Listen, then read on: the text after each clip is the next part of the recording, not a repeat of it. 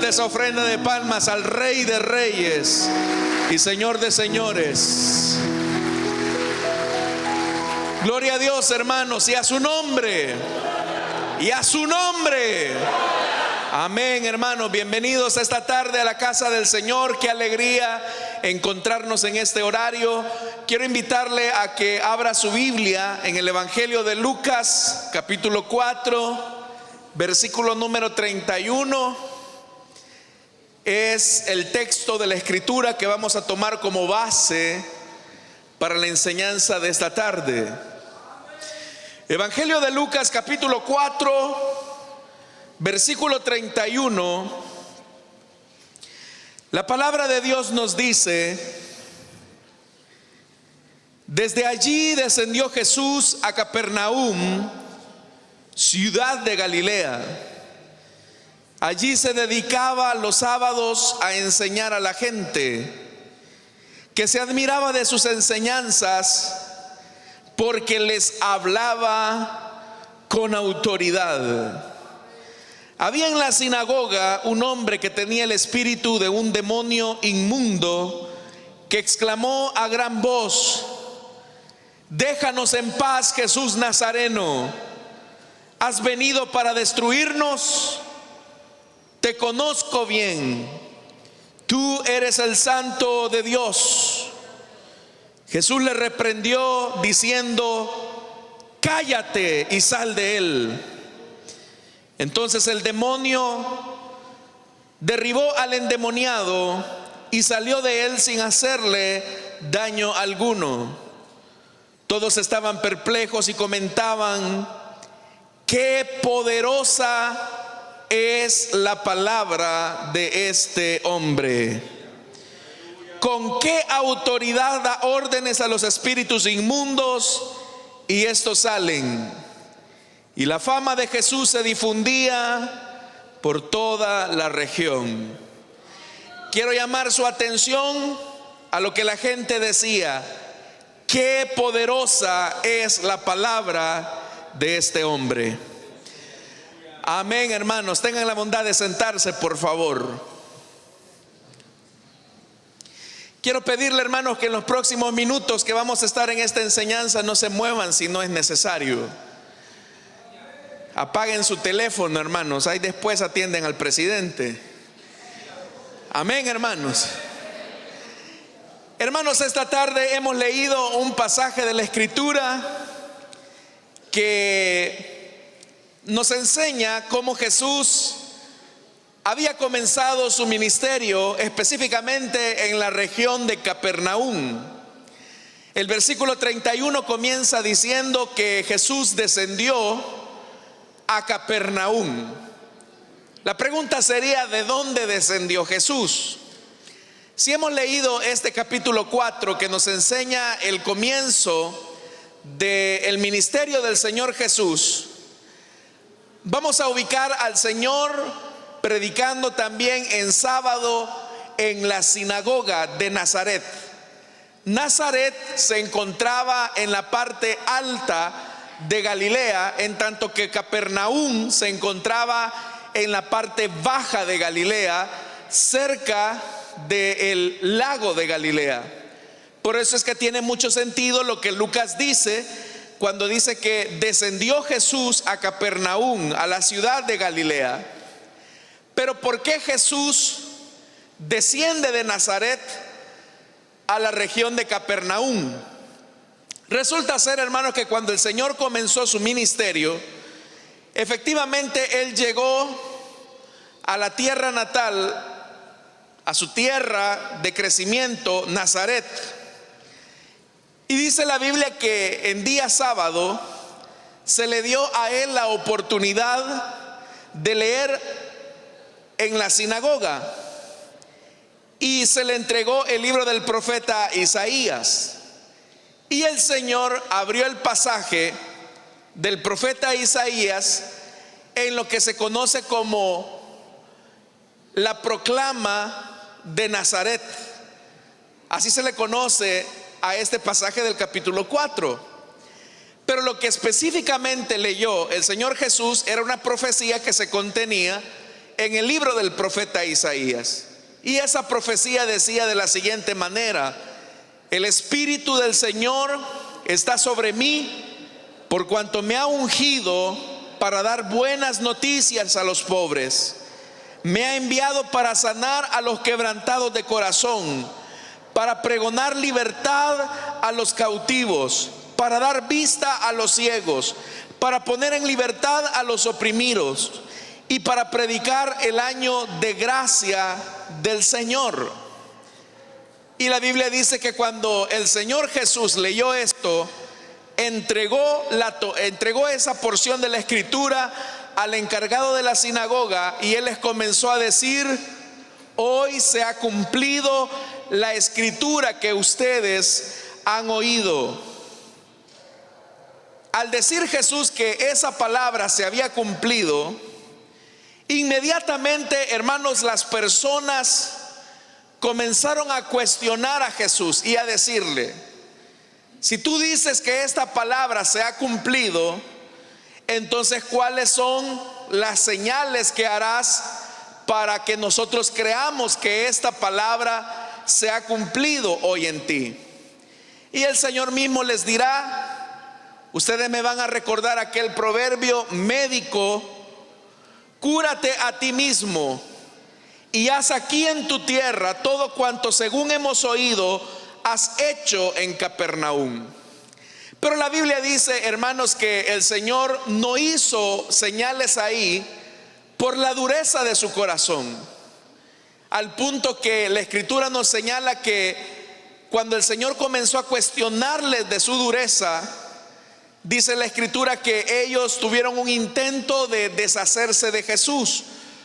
Como Nazaret se encontraba en las partes altas de Galilea, lo llevaron a un lugar alto donde querían, hermanos, literalmente hacerlo caer al acantilado, es decir, deshacerse de él matándolo. Eso es lo que encontramos en el capítulo 4. Pero la Escritura nos dice que cuando Jesús estaba ya en la cumbre de la montaña, entonces dice que él trató la manera de abrirse paso entre la gente y se fue. Cuando Jesús se va de Nazaret, es que desciende a Capernaum. Y estando en Capernaum, una semana después, nuevamente Jesús entra en la sinagoga. Y dice la Biblia que él comenzó a enseñar a las personas, pero las personas se admiraban de su enseñanza porque les hablaba con autoridad.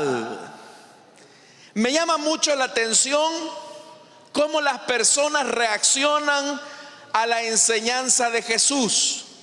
Dice que se sorprendían porque enseñaba con autoridad. ¿Cuáles son las ideas que se nos vienen a la mente cuando escuchamos la palabra autoridad? Nosotros, hermanos, tenemos una idea equivocada acerca de la autoridad.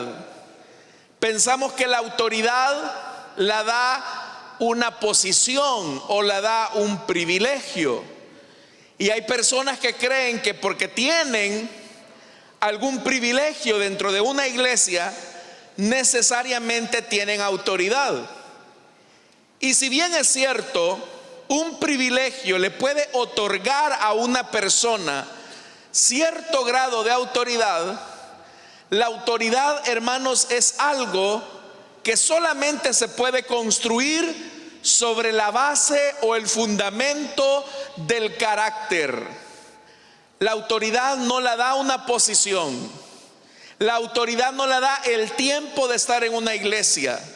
La autoridad tampoco la da el carisma o el talento de una persona. Entonces, ¿qué es lo que da autoridad a una persona? ¿Cuáles son los elementos que revisten a alguien de autoridad? Y si quisiéramos profundizar más en esto, ¿cómo nosotros como cristianos ejercemos una verdadera autoridad en lo que hacemos? Porque todos los que estamos acá, de alguna manera ejercemos algún tipo de autoridad. En nuestra familia, Si a usted le han dado algún tipo de responsabilidad, tiene también ahí la capacidad y la cualidad de desarrollar una autoridad correcta. Entonces, ¿cómo puedo yo crecer en mi autoridad? ¿Cómo puedo crecer yo en la autoridad que Dios me ha delegado y hacer buen uso de ella? Bueno, vamos a aprender del Señor Jesús cómo se ejerce la verdadera autoridad.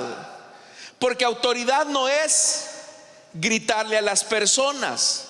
Autoridad no es mandar a las personas. Autoridad no es tampoco abusar de las personas.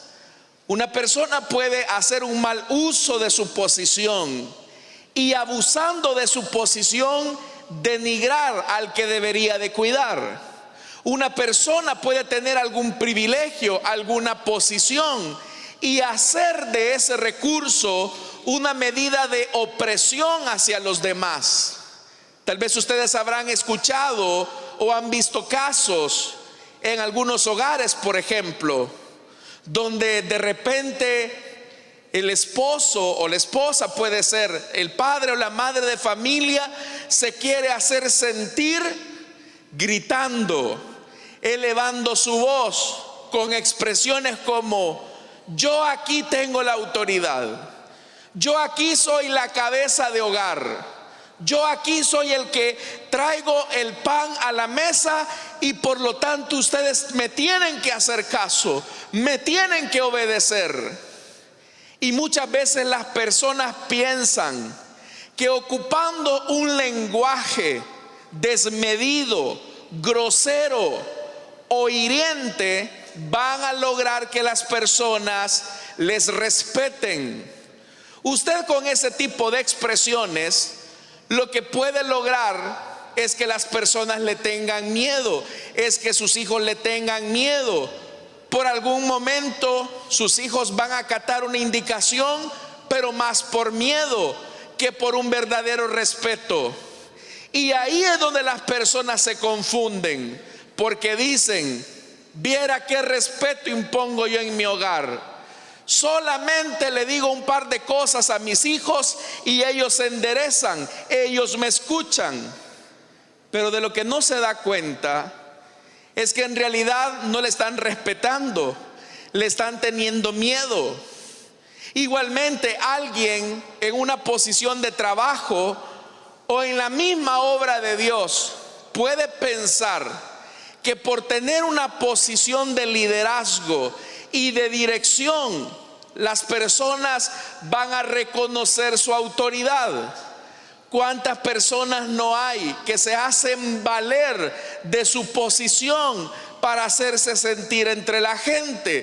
Personas que expresan y dicen: es que yo aquí soy el pastor, es que yo aquí soy el supervisor, es que yo aquí soy el coordinador. Y piensan que diciendo el título, la función, la responsabilidad que ellos desempeñan dentro de una iglesia, creen que con eso están ejerciendo autoridad. Lamentablemente, ese tipo de cosas no va con los valores del reino de Dios.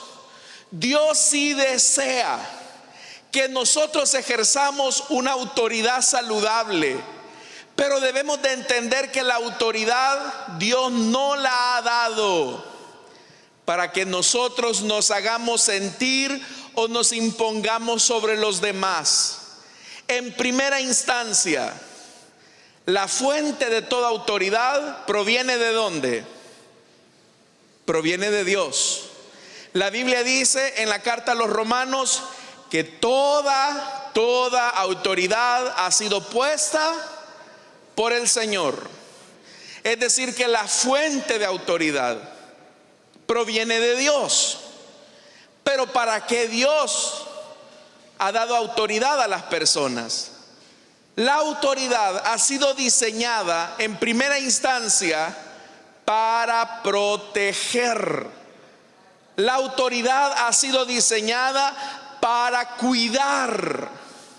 Entonces, si Dios te ha puesto como autoridad en una familia, si Dios te ha puesto como autoridad en la obra de Dios, si Dios te ha puesto como autoridad en alguna área laboral, es para que cuides, no para que te cuiden, es para que tú puedas cuidar. Y eso es lo que Jesús estaba haciendo acá. La Biblia dice que Jesús estaba hablando con autoridad. ¿Y en qué se notaba esa autoridad? En el cuidado que Jesús iba a desempeñar sobre estas personas. Y dice la Biblia que mientras Jesús estaba predicando, mientras Jesús estaba enseñando, había en la sinagoga un hombre que tenía el espíritu de un demonio inmundo. Note eso, el demonio se está caracterizando como inmundo, algo que mancha, algo que ensucia, algo que no es agradable. Y dice que el hombre exclamó a gran voz, gritó, verso 34, déjanos en paz, Jesús Nazareno. Note que se dice que era un demonio inmundo, pero el versículo 34 dice déjanos, no dice déjame en paz, Jesús Nazareno, lo cual haría alusión a un demonio, sino que dice déjanos en paz, Jesús Nazareno. Podemos intuir que estaba operando sobre este hombre más de un ser espiritual inmundo. La pregunta sigue: ¿has venido para destruirnos? Note que el demonio se está identificando como una amenaza peligrosa que se está ejerciendo sobre ese hombre. El espíritu inmundo está confesando que es una amenaza y un peligro para la vida de ese hombre. Y es que el diablo es así. Satanás solamente ha venido ¿para qué? Para matar, robar y destruir. Eso es lo que Satanás hace con su poder. Satanás es un ser espiritual que tiene poder, pero el poder que Satanás ejerce sobre la vida de los hombres es un poder destructivo. Entonces usted puede notar dos cosas ahí. El poder de Satanás está en función de la destrucción, está en función de el peligro de la vida. Pero ahora vamos a ver cómo Jesús utiliza su poder no para destruir al hombre, sino para liberarlo. Dice el verso 34, te conozco bien, dice, tú eres el Santo de Dios. Es un espíritu mentiroso, porque le dice, te conozco bien. En cierta forma, los demonios saben quién es Jesús, pero no lo conocen bien o no lo conocen a perfección. Tienen una idea acerca de él, pero hay una declaración: tú eres el Santo de Dios. ¿Qué era lo que había producido que ese hombre manifestara su posesión demoníaca? Y es lo que quiero resaltar esta tarde. Lo que produjo que ese hombre manifestara la fuerza opresiva sobre él era la santidad irresistible que había en la persona de Jesús. Es decir, la misma santidad de Jesucristo había provocado que aquel demonio se desesperara a un punto, hermanos, que el demonio tuvo que manifestar su poder en una reunión donde estaban escudriñando la escritura. En la sinagoga, sábado tras sábado, se enseñaba de la Torá. se enseñaba del Antiguo Testamento. Y ese hombre todos los sábados escuchaba la lectura de la palabra de Dios. Ahora quiero llamar su atención a este detalle importante. ¿Por qué los otros sábados el demonio no se había manifestado si estaba escuchando la palabra de Dios? ¿Por qué en los anteriores sábados no se había manifestado esa posesión demoníaca si ese hombre estaba escuchando la palabra de Dios? Aquí viene la respuesta.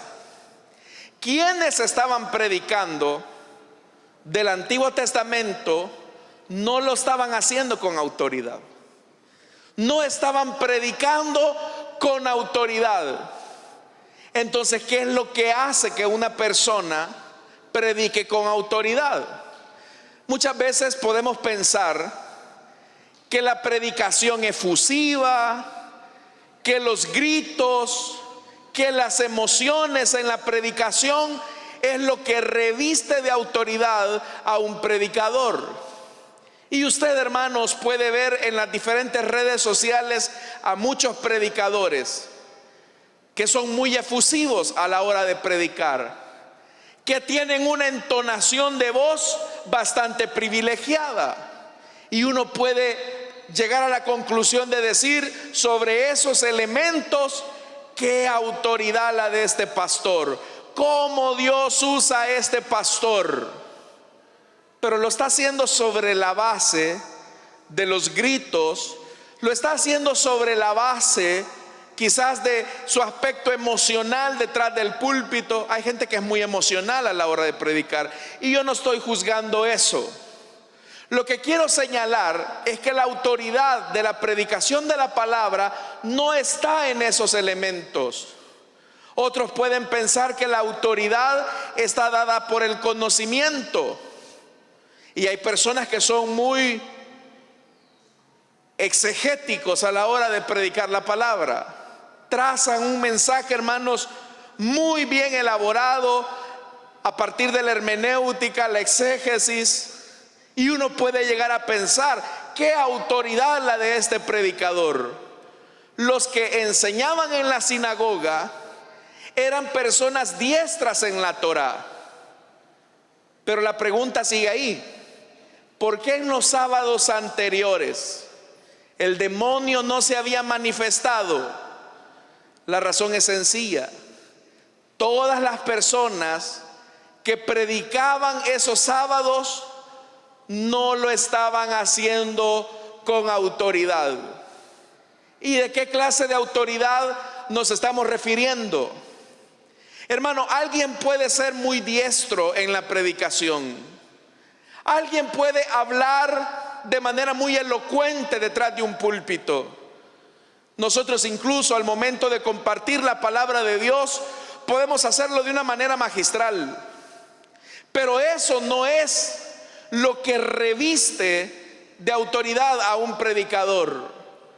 Lo que reviste de autoridad el testimonio y el mensaje de un predicador no es solamente su conocimiento intelectual. Lo que reviste de autoridad a un predicador no es solamente lo efusivo o emocional que pueda hacer detrás de un púlpito. Y hay algunos que hasta exageran, hermanos. Lo que reviste de autoridad la predicación, no solamente de los pastores, sino que también lo que reviste de autoridad la predicación de los cristianos, es su santidad. Usted puede predicar cosas muy bonitas, usted puede predicar cosas que son correctas, que son doctrinalmente correctas, pero si eso que usted está predicando no lo está viviendo, su mensaje carece de toda autoridad. Hay personas que son muy buenas hablando acerca de la santidad y tienen una vida promiscua. Hay personas que son muy buenas hablando acerca del matrimonio y tienen matrimonios deshechos. Hay personas que hablan mucho acerca de la honestidad, pero ellos mienten en sus declaraciones de impuestos. No se trata, mi estimado hermano y hermana, de lo bonito que predicamos. Se trata de que lo que prediquemos lo vivamos. Cuando comenzamos a vivir lo que predicamos, esa palabra viva en nuestro corazón es la que reviste nuestro testimonio de verdadera autoridad. Lamentablemente muchas personas son muy elocuentes, predicando de Jesús, hablando del evangelio, hablando de las doctrinas bíblicas, pero cuando llega el momento de pesar su predicación y de pesar su estilo de vida, uno tiene que llegar a la conclusión: ¿sabe? Yo no te puedo escuchar porque tus hechos me hablan más fuerte que tus palabras. Hay personas que no nos pueden escuchar, no porque nuestro mensaje no sea comprensible, no porque nosotros no tracemos correctamente un sermón, sino porque las personas dicen: si tan solo un poco de lo que tú predicas lo vivieras, entonces yo creería a tu mensaje. Entonces, ¿qué era lo que Jesús tenía que lo revestía de autoridad? Que Jesús predicaba lo que vivía. Que Jesús predicaba lo que vivía. Jesús no estaba predicando algo que él no estuviera viviendo. Entonces, vea, hermanos, cuando una persona vive en el evangelio, oiga, no estoy diciendo que vive del evangelio, porque hay muchos vividores. No estoy diciendo personas que viven el evangelio. Eso produce una autoridad. Y hay personas que específicamente, cuando uno los conoce, cuando uno conoce su intimidad, uno sabe que efectivamente están viviendo la palabra de Dios. Y por eso es que las personas creen a su mensaje. Pero quiero, hermanos, señalar algo más. Cuando nosotros comenzamos a vivir lo que predicamos, no solamente a predicar lo que conocemos, sino que cuando comenzamos a vivir lo que predicamos, algo se agita en el mundo espiritual. Algo se agita en el antirreino. Y vea que el primero que sabe quién es Jesús es el mismo diablo. Por eso es que dice el versículo 34: te conozco bien. Yo sé, Jesús, que lo que acabas de enseñar, tú lo vives. Pero hay otro elemento más, hermanos, y es que el mismo demonio le dice: tú eres el santo de Dios. Satanás sabe si nosotros como cristianos estamos viviendo lo que predicamos. Hermanos, vivimos en una época, perdone que se lo diga, de muchas boberías en muchas iglesias. Hay tantas cosas de las cuales uno se sorprende, de personas que creen que con eso van a reprender las obras de las tinieblas. Uno escucha tantas sandeces, y perdone que se lo diga en estos términos, porque piensan que con eso van a hacer retroceder a las tinieblas. Predicadores, por ejemplo, que se suben a los helicópteros y andan echándole aceite a toda la ciudad para reprender los espíritus inmundos. Personas que dicen: declare, sujete al hombre fuerte y dígale que retrocedan las tinieblas. Hubo una época donde por ejemplo se hablaba mucho de la guerra espiritual, y habían personas que hacían mapas espirituales. Entonces decían: vamos a liberar esta ciudad y vamos a reprender todos los espíritus inmundos que están haciendo de esta ciudad una ciudad corrupta. Entonces las personas iban, hermanos, y hacían cosas como estas. No estoy mintiendo. Vamos a ir a darle vueltas, 7 vueltas a la casa de gobierno. O vamos, hermanos, a ungir con aceite las paredes de la alcaldía para que ya no se dé tanta maldad, tanto pecado, y cosas como esa. Situaciones, hermanos, que rayan en lo absurdo, en lo ridículo. ¿Y qué cree que siente el diablo cuando ve a los cristianos haciendo ese tipo de tonterías? ¿Qué cree que hace el diablo? Se pone a reír.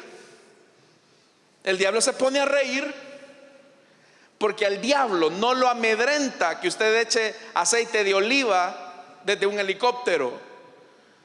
Al diablo no le asusta que usted tenga un mapa espiritual de la ciudad y comience a decretar o a ordenar como hacen muchos. Pero ¿sabe a qué sí le tiene miedo Satanás?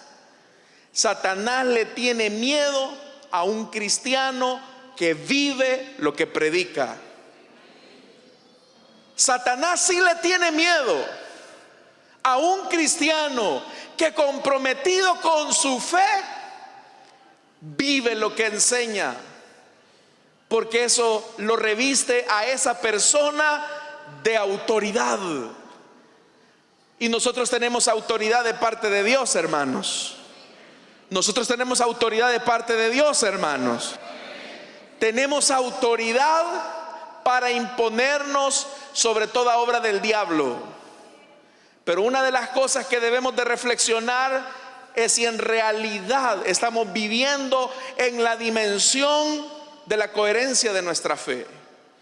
Si en realidad, hermanos, estamos viviendo lo que predicamos.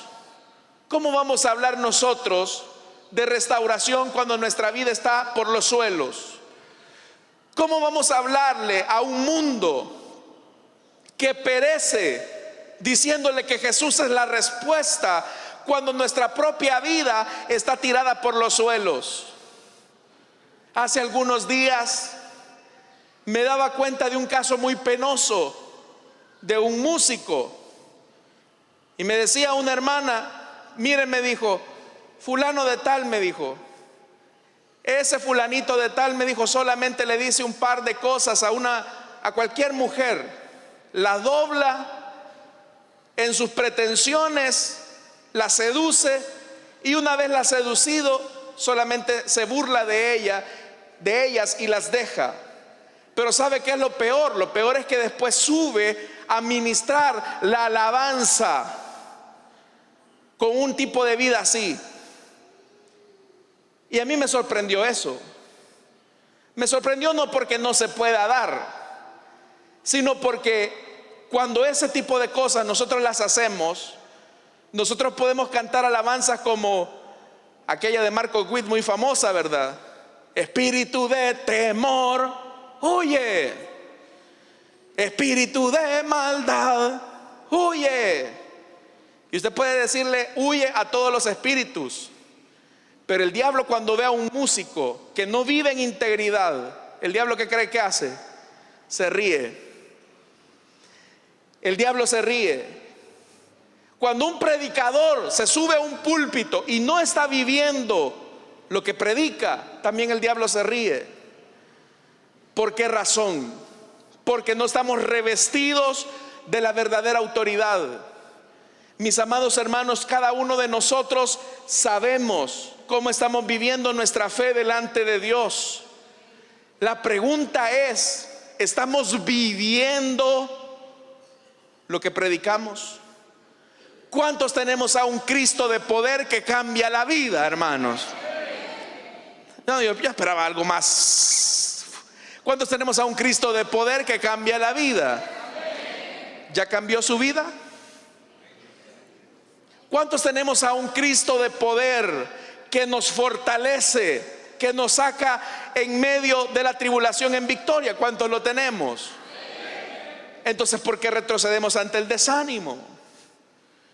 Lo que le quiero decir es que no basta solamente con que sepamos algo aquí en la cabeza. Esa verdad tiene que bajar al corazón y tenemos que hacer de la bendita palabra de Dios la fuerza que nos impulse a marcar la diferencia en un mundo herido por el pecado. Cuando el demonio reconoció a Jesús y reconoció su santidad y le dijo: tú eres el Santo de Dios. Hermano, y si le preguntáramos a uno de estos diablos que andan sueltos en las regiones celestes: hey Satanás, ¿y tú qué piensas del hermano fulano? Quizás a muchos el diablo le haría se reiría de nosotros, hermano. ¿Y tú qué piensas de la hermana fulanita que tiene tantos años de estar en la iglesia? No, hombre, si esa es mi chera, diría alguno. Pero ¿qué pasaría si le preguntáramos a Satanás: ¿y tú qué piensas de los hermanos de la iglesia Elim? ¿Tú qué piensas del hermano diácono? ¿Tú qué piensas del pastor? Dirían: ese es un hombre santo de Dios. Ese es un hombre que vive lo que predica. ¿Y qué piensas tú del predicador, del ministro de alabanza? ¿Qué piensas tú de los hermanos? Son hombres santos. O diría de nosotros, hermanos, seríamos el hazme reír de Satanás. En una ocasión, en el libro de los Hechos de los Apóstoles, se nos cuenta del caso de aquellos hijos de un tal Esceva que fueron a reprender a un espíritu inmundo que estaba atormentando la vida de un hombre. Y aquellos hombres que tenían apariencia de piedad, que tenían apariencia de que las cosas iban bien, intentaron hacer la obra de Dios y dijeron: en el nombre de Jesús que predica Pablo, espíritus inmundos los echamos fuera. ¿Y qué cree que pasó? La Biblia dice que los espíritus inmundos se abalanzaron sobre aquel hombre y lo dejaron completamente a estos muchachos desnudos. Un solo hombre. ¿Por qué?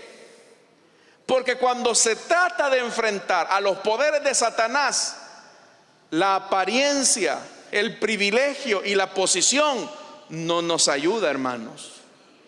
Lo único que nos dará la victoria sobre Satanás y sobre su ejército de demonios es que tengamos una vida íntegra delante de Dios. En una ocasión yo le decía a un hermano: vamos a ir a orar por una persona que aparentemente está estorbada por Satanás. Hermano, usted le hubiera visto el rostro de aflicción a este hermano. Y me dijo: hermano, no, es que capaz que me va a comenzar a decir lo que he hecho, me dijo, y no me quiero llevar esa pena. No sé en qué andaba el brother. Quizás ahí el diablo iba a sacar y a este trae esto. Me dice: este es un pícaro. Si este anda haciendo cosas terribles. Y eso es lo que le quiero señalar. La autoridad no está dada ni por el privilegio, ni por la posición, ni porque seamos gritones. La autoridad está dada porque vivamos en santidad aquello que también predicamos, hermanos y hermanas. Amén, hermanos. Y eso es lo que hacía que Jesús tuviera esa autoridad, porque Jesús vivía lo que predicaba. Y por eso es que dice más adelante, vea, Jesús le reprendió. Eso habla de una autoridad. Jesús le reprendió diciendo: cállate y sal de él. Dos órdenes puntuales: te callas y sales de él. Uno podría decir: ¿por qué razón Jesús está callando al demonio cuando lo que está diciendo es una verdad? Tú eres el Santo de Israel, el Santo de Dios. Porque Jesús, hermanos, no va a recibir la confesión de algo que proceda de la mentira, porque la luz y las tinieblas no conviven juntas jamás. Entonces uno puede llegar a la conclusión de que Jesús mismo está marcando una diferencia, y es que para vivir en la dimensión correcta como cristianos, también tiene que haber una separación entre la luz y las tinieblas. La luz siempre tiene autoridad sobre las tinieblas, y solamente podemos ejercer nuestra autoridad sobre Satanás, sobre sus actuaciones pecaminosas, solamente cuando comenzamos a vivir lo que enseñamos, lo que predicamos. ¿Y qué ocurrió cuando Jesús cayó al demonio? Cuando Jesús le ordenó que saliera de él. Hermanos, vea lo que dice el versículo 35. Entonces el demonio derribó al endemoniado y salió de él. Su palabra tenía autoridad, porque Jesús vivía lo que enseñaba. Entonces, hagámonos la pregunta nosotros esta tarde: ¿estamos viviendo lo que predicamos? ¿Estamos viviendo lo que enseñamos? Hay muchas personas que son muy buenas evangelizando a otros, pero ellos mismos tienen una vida arruinada. Y a veces, hermanos, no necesitamos que un demonio diga lo que somos. A veces solamente bastaría con ir a nuestros compañeros de trabajo, a nuestros vecinos, para saber cómo somos nosotros. Si preguntáramos por usted en su trabajo, amado hermano, hermana, ¿qué referencias nos darían de usted? Nos dirían: esta es una mujer de Dios, esta es una mujer que vive lo que predica. Es más, nunca la he visto yo con la Biblia, pero se nota que vive bajo los principios de la palabra de Dios. Y qué bueno es encontrarse en la calle personas que nos refieren de ustedes buenos testimonios. Pero qué penoso es también, hermanos, cuando nos encontramos en el mismo sendero. Mire, y usted sabe que fulano y mengano andan en tal o cual situación, y uno se queda espantado, porque las personas no podrán entender mucho de teología, las personas no podrán entender mucho del exégesis, pero la gente medianamente logra distinguir cuando un verdadero cristiano está viviendo a conciencia su fe en el Hijo de Dios. Entonces nosotros, hermanos, hagámonos la pregunta: ¿vivimos lo que predicamos? ¿O solamente predicamos lo que conocemos, lo que hemos escuchado y que venimos repitiendo de generación en generación?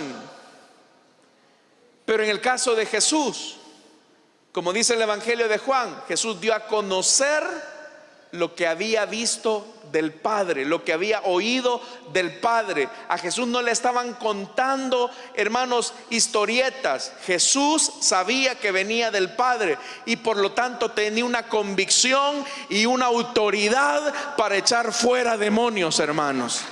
Ese era el poder de nuestro Señor. Y dice el verso 36: todos estaban perplejos y comentaban. ¿Qué era lo que comentaban? Qué poderosa es la palabra de este hombre. Qué poderosa es la palabra de este hombre. Cuando nosotros vivimos nuestra fe, tenemos autoridad sobre escorpiones. Cuando nosotros vivimos nuestra fe, tenemos autoridad sobre todo espíritu inmundo. Cuando nosotros vivimos con integridad la palabra, hermanos, no hay diablo que se resista a la integridad de un hombre y una mujer que vive a conciencia su fe. Pero cuando no vivimos nuestra fe, cuando tenemos una doble vida, venimos a hacer el hazme reír de Satanás y de sus demonios. Así usted anda echándole aceite a toda la tierra, Así usted, hermano, ponga el Salmo 91 cuando se va la luz y tiembla la tierra. Así usted, hermano, ponga un pasaje de la Biblia pegado detrás de la puerta de su casa. El diablo sabe quién está viviendo la palabra y quién no. Hermano, si él vio cuando se estaba escribiendo la escritura, él la conoce mejor que usted y que mí. Él la conoce, pero también Satanás conoce quién está viviendo la fe íntegramente. Si hoy, hermanos, el Señor nos conoce a cada uno de nosotros y Él sabe si tenemos autoridad o no la tenemos. Muchos de nosotros hemos perdido nuestra autoridad. Usted sigue gritando, usted sigue imponiéndose, pero muchos de nosotros hemos perdido nuestra autoridad con nuestra familia, porque nuestra familia sabe que en la iglesia somos una cosa, pero adentro del hogar somos otra cosa. Muchas veces, hermanos, hemos perdido la autoridad con nuestros vecinos, porque ellos saben que venimos a la iglesia, pero nuestro testimonio en la colonia está por los suelos. Entonces, cuando se trata de evangelizar, cuando se trata de predicar, muchas veces la gente no nos oye, porque nuestra propia vida se ha convertido en una piedra de tropiezo para cada uno de ellos. Si nuestra fe, hermanos, nos está viviendo a profundidad, es tiempo para que reflexionemos si en realidad estamos viviendo lo que enseñamos. Porque no se trata de que el evangelio haya perdido su poder. La Biblia dice que el evangelio es poder y potencia de Dios. El evangelio sigue teniendo el mismo poder. Los que hemos perdido la dinamita de ese evangelio somos aquellos que no estamos caminando correctamente delante de Dios. Y con esto yo no le digo que no exista la posibilidad de que podamos fracasar. Todos sin excepción podemos fracasar. Por eso es que la Biblia dice que el que piensa estar firme, mire que no caiga.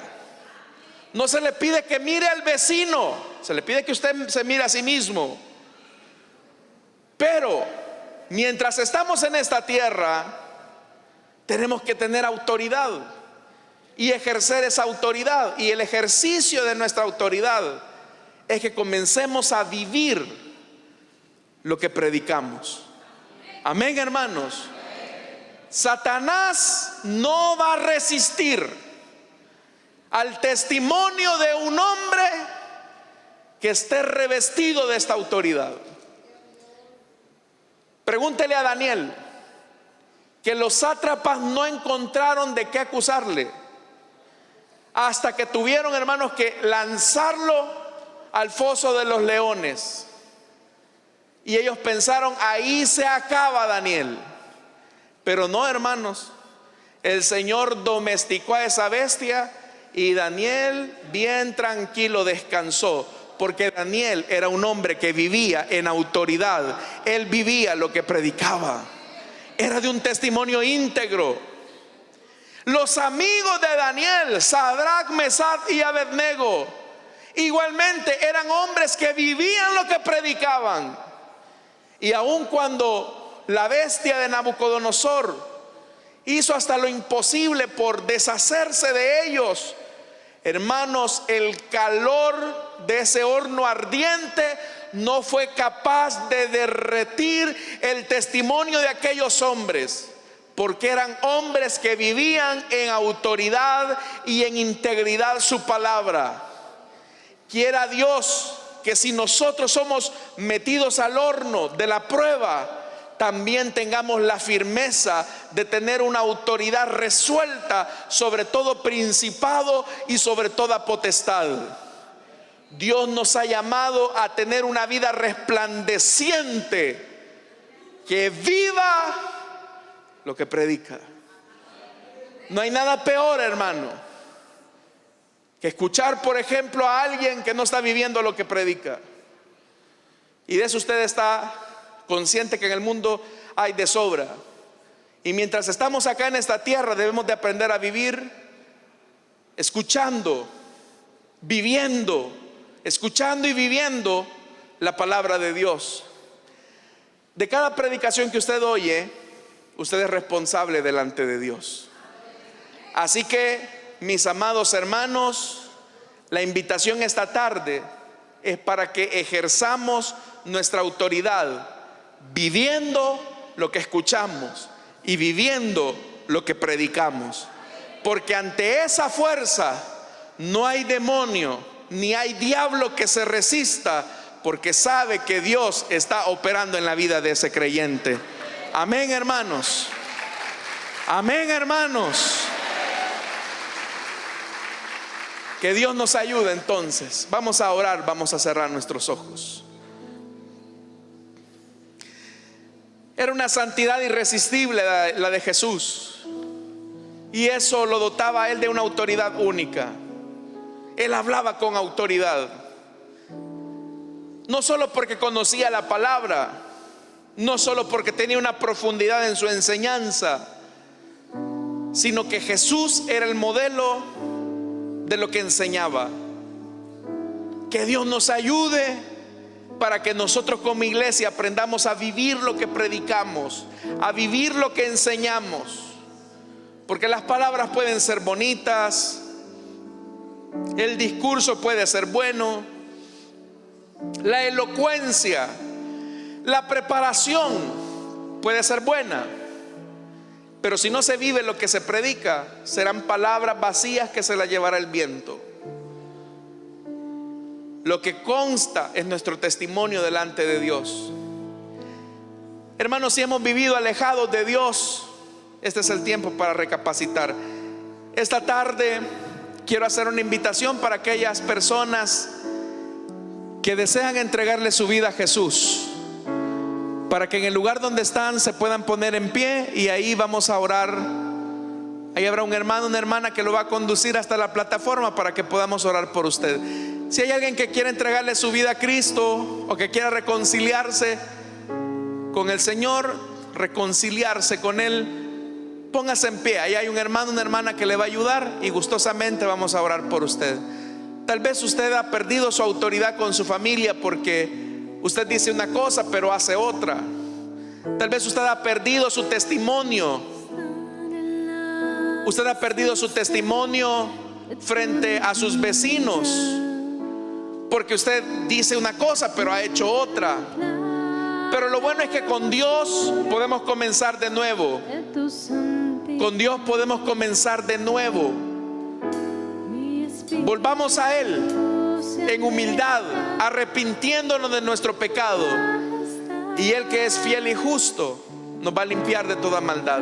¿Habrá alguien esta tarde que desea entregarle su vida a Cristo? Póngase en pie. ¿Hay alguien en esta tarde que quiere entregarle su vida a Cristo, que quiera reconciliarse con Él? Vamos. Dios nos está llamando a tener una vida santa, íntegra delante de Él.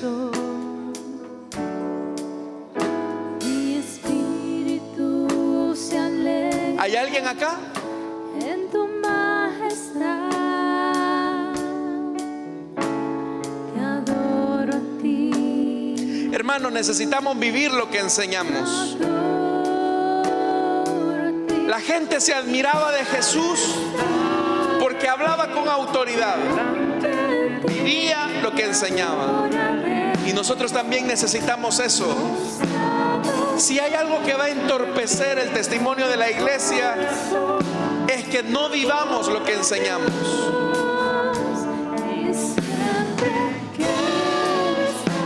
Que Dios nos ayude a tener una vida íntegra delante de Él. Vamos a orar esta tarde. Padre que estás en los cielos, Señor, te damos las gracias porque tú nos has dado el ejemplo de lo que significa vivir tu palabra. Tú eres el Verbo hecho carne, el Verbo de Dios, la palabra de Dios. Señor, llegaste a un punto donde 17: el que me ha visto a mí, ha visto al Padre. Porque tú viviste tu palabra, te encarnaste en tu mensaje.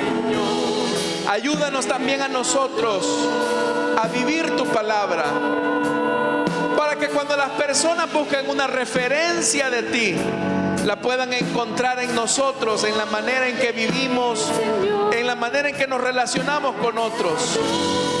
Ayúdanos, Señor, a ser fructíferos, no solamente a tener un buen discurso, sino a vivir tu palabra con honestidad delante de ti. Ayúdanos a ser una iglesia que vive en esa dimensión. Ayúdanos, Señor, para ser coherentes con el mensaje cristiano. No solamente a tener un buen discurso, sino a vivir lo que enseñamos, lo que predicamos. Ayúdanos a hacer ese reflejo para un mundo que carece de luz. Reprendemos desde ya toda obra del diablo, pero la vamos a reprender en tu nombre, Señor, viviendo tu enseñanza, siendo coherentes con todo. En Cristo Jesús. Amén y amén.